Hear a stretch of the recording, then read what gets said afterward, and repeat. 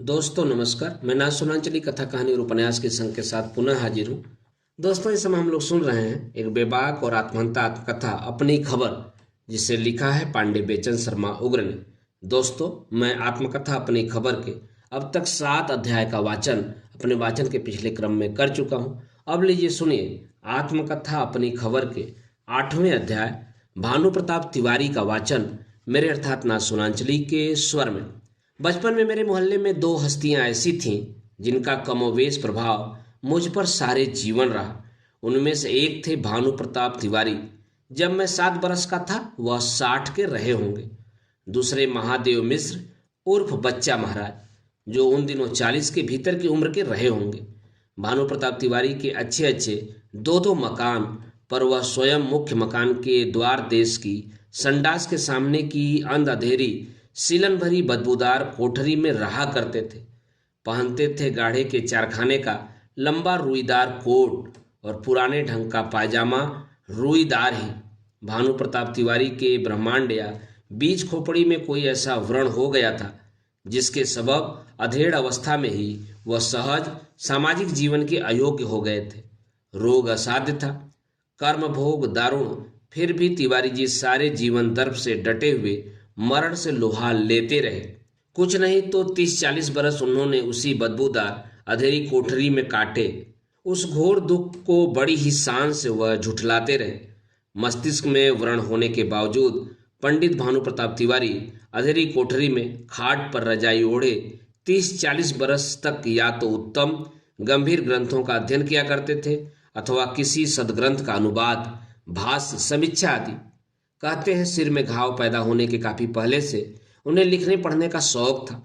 मिर्जापुरी बोली में उन्होंने तुलसीकृत रामायण की एक टीका भी तभी शुरू कर रखी थी।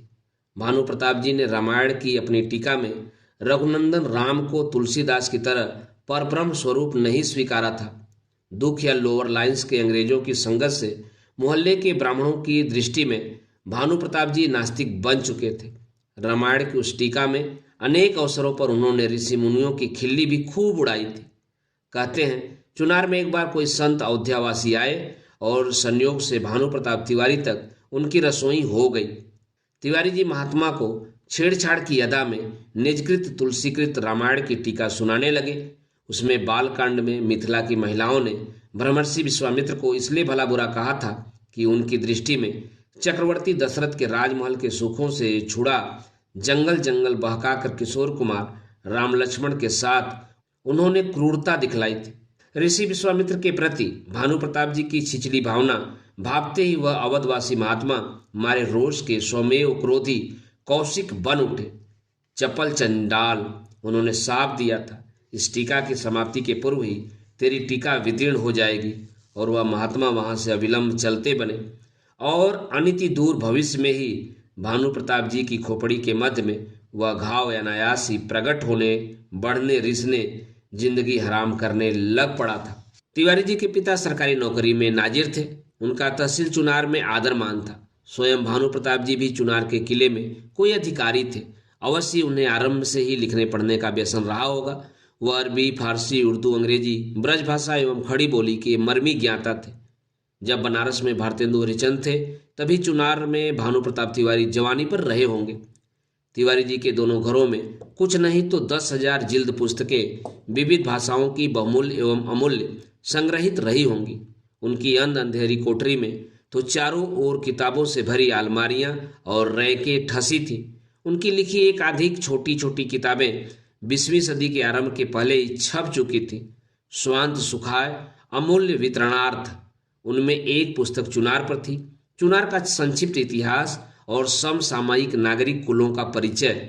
उस पुस्तक में भानु प्रताप जी ने मेरे खानदान की चर्चा भी कुछ तो उसकी विचित्रता के कारण और कुछ इसलिए भी की है कि वह हमारे यजमान थे। भानु प्रताप जी के हम पुरोहित थे। उसी पुस्तक में तिवारी जी ने मेरे एक प्रपितामह का वर्णन किया है जो पढ़े लिखे मूर्तलक नहीं थे, फिर भी प्रसिद्ध सिद्ध थे। हमारी कुल देवी भगवती दुर्गा, दुर्ग विनाशिनी सुदर्शन पांडे, यही उनका नाम था, पर रीझ गई थी। सो मेरे प्रपितामह के संकेत मात्र से राजद्वार का भैसा शास्त्रार्थ करने के काबिल हो जाता था। सिद्ध सुदर्शन पांडे अपने घर की टूटी चारदीवारी पर बैठे दातुन कर रहे थे कि किसी ने सुनाया कि कोई भारी सिद्ध उनसे मिलने को सिंह पर सवार हाथ में सर्प का चाबुक लिए आ रहा है। सुनते ही सुदर्शन पांडे ने टूटी चारदीवारी को एड़ लगाई। चल तो महात्मा का इस्तकबाल आगे बढ़कर करे, और चारदीवारी उन्हें लेकर चल ही तो पड़ी। मेरे परदादा का प्रतापी चमत्कार देख वह सिंह सवार सिद्ध उनके चरणों में लौटने लगा था। वही अनपढ़ सिद्ध सुदर्शन पांडे एक दिन स्नान संध्या के बाद घुटनों तक गंगा में खड़े सूर्य को अर्घ दे रहे थे कि बीच धारा से तत्कालीन काशीराज का राज बजड़ा गुजरा अमित तेजस्वी ब्राह्मण पर नजर पड़ते ही राजा ने जलयान चालकों को उधर ही चलने का इशारा किया। राजा के निकट कोई ऐसा भी था जो सिद्ध सुदर्शन पांडे से भली भांति परिचित था। उसे देखते ही काशीराज को बतलाया कि वह तेजस्वी ब्राह्मण है कौन। दुनिया की नजरों में महामूर्ख मगर भगवती का भारी साधक सिद्ध सुदर्शन पांडे के निकट जा राजा ने पूछा, महाराज गंगा गर्भ में क्या क्या चीजें हो सकती हैं? गंगा गर्भ में? चमत्कारी सुदर्शन ने सुनाया, गंगा गर्भ में खरगोश का बच्चा होता है। और क्या? खरगोश का बच्चा गंगा के अंदर? राजा बनारस को ऐसा लगा गोया ब्राह्मण ने उनका उपहास किया। अनुचित असंभव उत्तर देकर राजा के नथुने ईषत फूले, भौवें तनी, होठ असंतुष्ट फड़के। महाजाल डाला जाए गंगा में और जांचा जाए कि क्या पानी के अंदर खरगोश का बच्चा भी बसता है। एक बार जाल डाला जाए, 2 बार, तीसरी बार भी अगर खरगोश के बच्चे का सुराग न लगे तो राज अपमान के लिए धृष्ट ब्राह्मण का मैं शासन करना चाहूंगा। सो महाजाल डाला गया। 1 बार, 2 बार, लो तीसरी बार जंगी जाल में फंसा सुंदर खरगोश का बच्चा। राजा ने स्तंभित हो दांतों अंगुली दाबी और सुदर्शन पांडे को 108 बीघे जमीन जिसमें 4 कुएं और 2 आम की बगियां उसी समय दान में दे दी।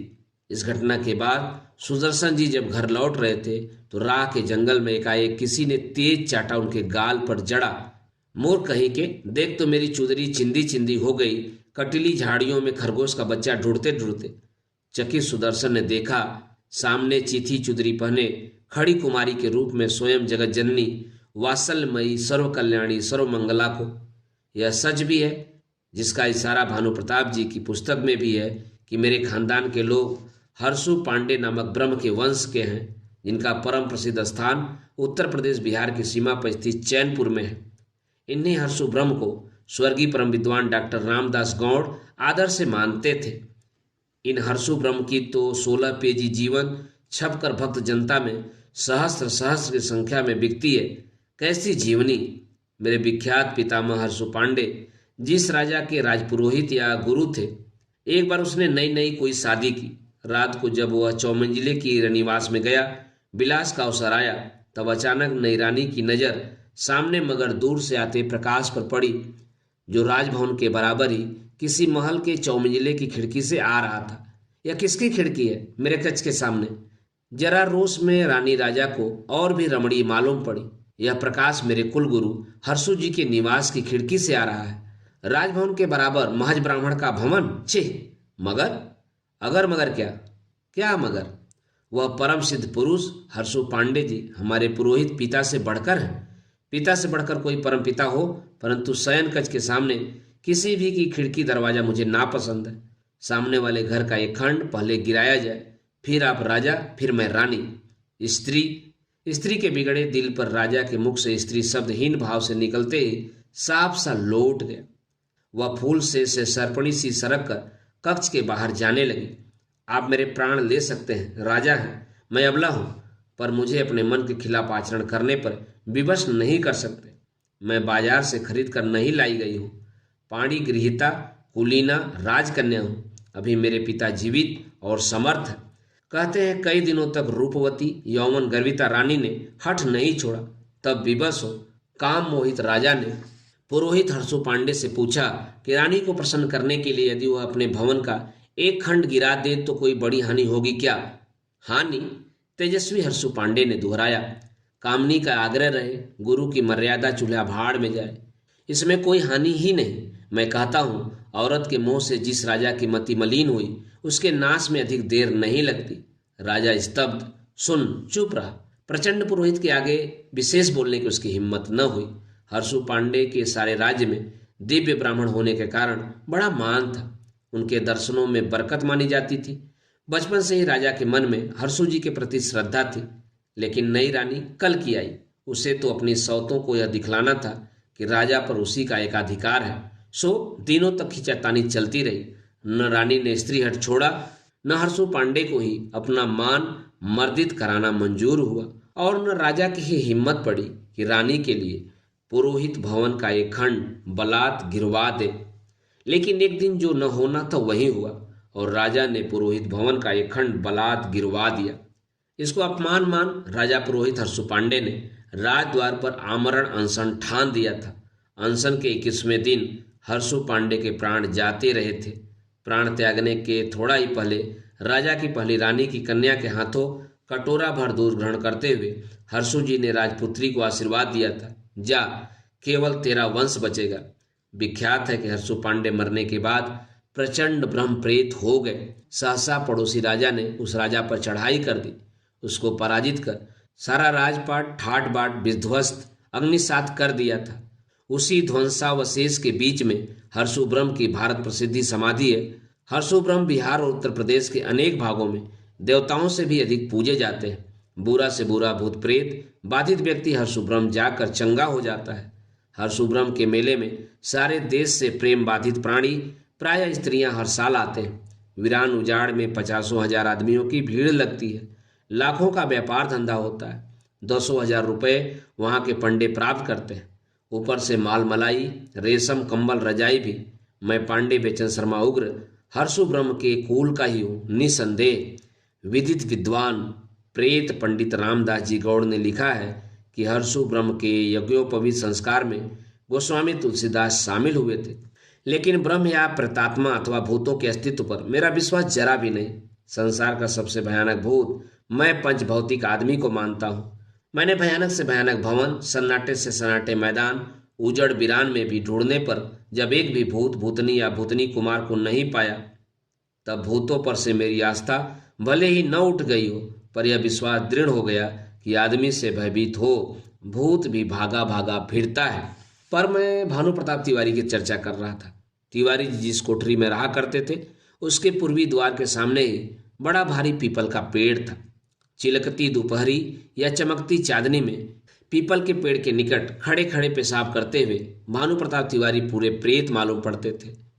हड्डीले, रक्त रहित, उजले, धसी आंखें, चेहरे पर सारी दृष्टि के लिए शमशानी साफ, मैले चारखाने का रुईदार पैजामा और उसी रंग का लंबा दगला रुईदार। बहुत लड़कपन में मैं तो तिवारी जी के सामने तक जाने से डरता था, और यदि उस गली से गुजरना ही होता तो जहाँ तक उनका मकान था उतनी गली में भयभीत दौड़ता पार करता था। लेकिन जब भी उनकी कोठरी में नजर जाती, वहाँ कोई साहब अंग्रेज बैठा होता, या मेम साहब गोरी होती, या बंगाली मोसाई होते, तहसील के अधिकारी या ईसाई मिशनरी, या साधु या फकीर, और भानु प्रताप तिवारी उसी ड्रेस में खाट की अधपड़े फर्राटी इंग्लिश में या हिंदुस्तानी गड़गड़ाती आवाज में बोलते होते। भानु प्रताप तिवारी जब तक जीवित रहे चुनार में विश्वकोश माने जाते थे। कबीर, दादू दरिया, मलुकदास, रैदास आदि अब्राह्मण संतों के प्रति उनका अनुराग विशेष था। इनकी रचनाओं की उन्होंने टीकाएं तथा समीक्षाएं लिखी। तुलसी की रामायण पर भी जिल्द की जिल्द, रजिस्टर के रजिस्टर भरे। एक दो नहीं, 50 पुस्तकें उन्होंने स्वांत सुखाए द्विचिलास के लिए लिखी। आगंतुक विद्वानों से उन्हीं विषयों पर तिवारी जी चतुर चर्चाएं चलाया करते थे। मैं काफ़ी बड़ा होने पर स्कूल में दाखिल हुआ। 14 साल की उम्र में नेहरू जवाहरलाल लंदन में शिक्षा पाते थे, लेकिन बेचन पांडे का नाम 14 साल की उम्र में चुनार के चर्च मिशन स्कूल में 3rd क्लास में लिखा गया। तब मुझे पुरोहित वंश का जानकर, या क्यों भानु प्रताप ने मुंशी मथुरा प्रसाद रचित त्रिलिंगुअल डिक्शनरी दी, वह आज भी मेरे घर की पुस्तकों में हो तो ताजुब नहीं। तिवारी जी की 2 ब्याहता बेटियां थीं, मैना और गिरजा। एकमात्र पुत्र था राम गुलाम तिवारी, जिसका पुकारने का नाम मलुक्की था। मिडिल पास राम गुलाम तिवारी तहसीली रजिस्ट्रार का क्लर्क था। राम गुलाम तिवारी विवाहित था। भानु प्रताप जी की पत्नी तगड़ी, मालकिन मुखी, निहायत नेक दिल थी, लेकिन मारे दुलार के उन्होंने अपने पुत्र राम गुलाम तिवारी को बर्बाद कर डाला था। मारे मोह के वह माता अपने बिगड़े बेटे को दारू पीने और जुआ तक खेलने के लिए रुपए ही नहीं देती थी, बल्कि दूसरे के घर में जाकर पूत संकट में न पड़े अथवा अपने दूसरे घर में जुए की फड़ लगाने देती थी। उस दूसरे घर में मलुक्की कुछ भी करता था। इस लड़के को लेकर भानु प्रताप और उनकी पत्नी में प्रायः विवाद होता। भानु प्रताप शासन करना चाहते, असाध्य रोग पीड़ित खाट पकड़े प्राणी पर पत्नी के आगे उनकी एक न चलती सिवाय जबान के। और तिवारी जी सारी जिंदगी अपनी पत्नी को धारावाहिक भाषा में गालियां सुनाते रहे। राम गुलाम तिवारी भानु प्रताप के सामने ही पहली बार जुए में गिरफ्तार किया गया था, लेकिन भानु प्रताप के प्रभाव से तहसील के नेक दिल अधिकारियों ने उसे बचा दिया था। इसके बाद भानु प्रताप जी का देहांत हुआ और राम गुलाम तिवारी रुपयों से जुआ खेलने के बाद अमानत में खयानत गबन में गिरफ्तार हुआ। मुकदमा बरसों चलता रहा। दरमियान में राम गुलाम की पत्नी मर गई। पुलिस को बेटे की कुशल के लिए रिश्वत देती देती मोहमयी माता मालकिन से भिखारिन बन गई। फिर भी इस भ्रम में कि उसके पास छिपा धन है, एक पुलिस अधिकारी ने उस बेचारी को वो गालियां सुनाई, ऐसी ऐसी कमीनी धमकियां दी कि सारा मोहल्ला त्रस्त हो उठा। अंत में जिस बेटे के मोह में वह माता मर मिटी, इसी बीच में भानु प्रताप तिवारी का सारा बहुमूल्य पुस्तकालय, उनकी लिखी पांडुलिपियां बेचकर मलुक्की ने जुआ खेल लिया था। उसके जेल जाते ही वह मोहमयी माता मर ही गई। ऐसे भयानक दुख से विदीर्ण होकर भानु प्रताप का मकान भी भरा पड़ा, जिसकी एक एक ईंट या ढोका दुनियादार पड़ोसी चुन ले गए। अंत में जुआड़ी कुलांगर राम गुलाम तिवारी का पुत्र बच रहा था, नंदन 13-14 साल का, जो दिन में सज्जन पड़ोसियों के यहाँ पशुवत परिश्रम करने और रात में दुष्टों के साथ कुकर्म करने पर टुकड़े पाता था। देखते ही देखते भानु प्रताप तिवारी के वंश का ऐसा हाल हुआ कि जिनके महलों में हजारों रंग के फानूस थे, झाड़ उनकी कब्र पर है और निशा कुछ भी नहीं।